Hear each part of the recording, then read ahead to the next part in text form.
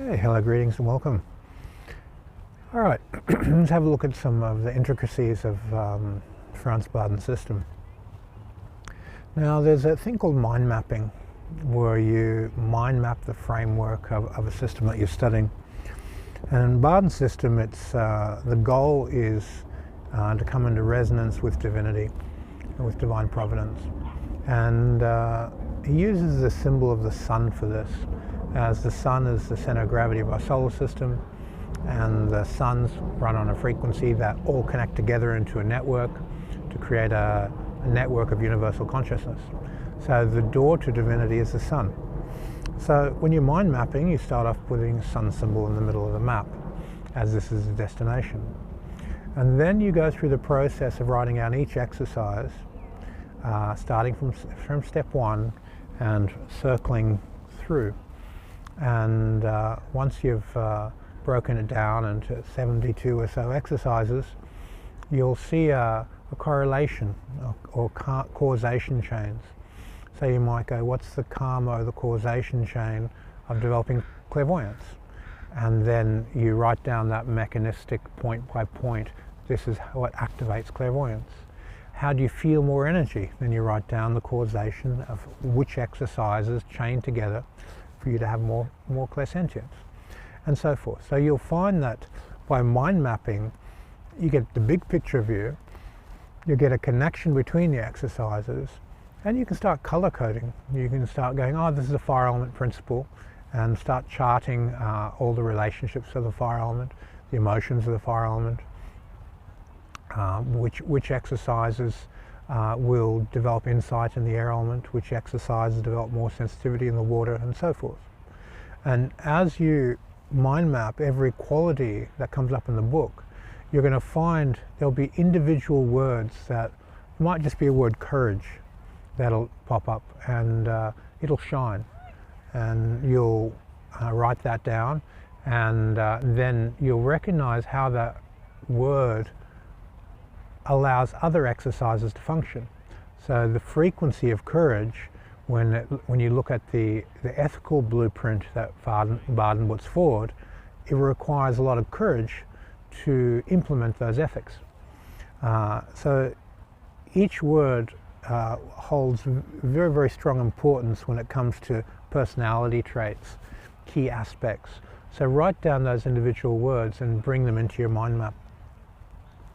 Once you've got the bigger picture there, and you've got all the basic exercises listed out and starting to see causation chains, then you've got to take that mind map and personalize it to fit around your life's purpose. You know, why are you born? How are you evolving yourself? What's your path of service? What's your path of ascension? And then bring that into the context of what you are doing within your life. Because the way Barden presents it, it's just a stream of universal tools for a person to develop themselves. But when you make those tools yours, they totally morph into something different. They're not the same as the book. And when an individual practices these exercises, their intellect can't comprehend, calculate, or predict the outcome. So it's not a domain of an academic. An academic knows nothing about Buddhism or anything about Hermetics for that matter. You can't predict what happens when you meditate. And every person who meditates will have an individual, unique experience. And that is definitely not predictable. So you use your journal to define your experiences and then build your mind map.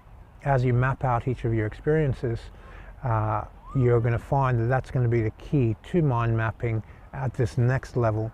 The first level, getting the big picture, contemplating the ideas, formulating your training process. Second level, you train the process and document it. Third level, you're interacting between this documented knowledge, you're understanding the process, bringing them together, and then refining up to another level of your ability to implement. If you're a golf coach, you would be, how does this apply to golf? All your visualization exercises change.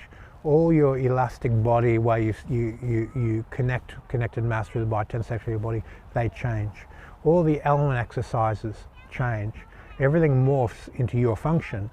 And then as you evolve and develop that, you go to the next level mind map, the next level, next level, next level, as you go through each iteration of personalizing and developing the framework to fit for you. So mind mapping, very, very important part of the initiation process. And you find your own unique way of doing it with color coding, you know, using pieces of you know, wool or cotton strings to connect ideas and put on a cork board and pin them up. Everyone's going to have their own artistic vision of how they do this and get their mind to correlate ideas. And make it big, fill up an entire wall. You want to be able to sit back, look at everything at once and let your mind connect the dots. Let your unconscious come to the conscious surface of your awareness and go, this is how it works. You need a large amount of mental space, a large amount of feeling space. Your body has to be relaxed and open, and then your conscious and unconscious minds can communicate information to develop your personal training program. Once you've done that, you're going to find that you're going to be in a position where you can present training programs for other people. So if you're a professional athlete, you overlay the initiation text on that particular sport and develop protocols and methods for people in that sport to take it to the next level. And all that information will just start bubbling up into your conscious mind by doing this mind mapping and practice and going layer by layer. Okay, thank you for your time, and see you in the next video.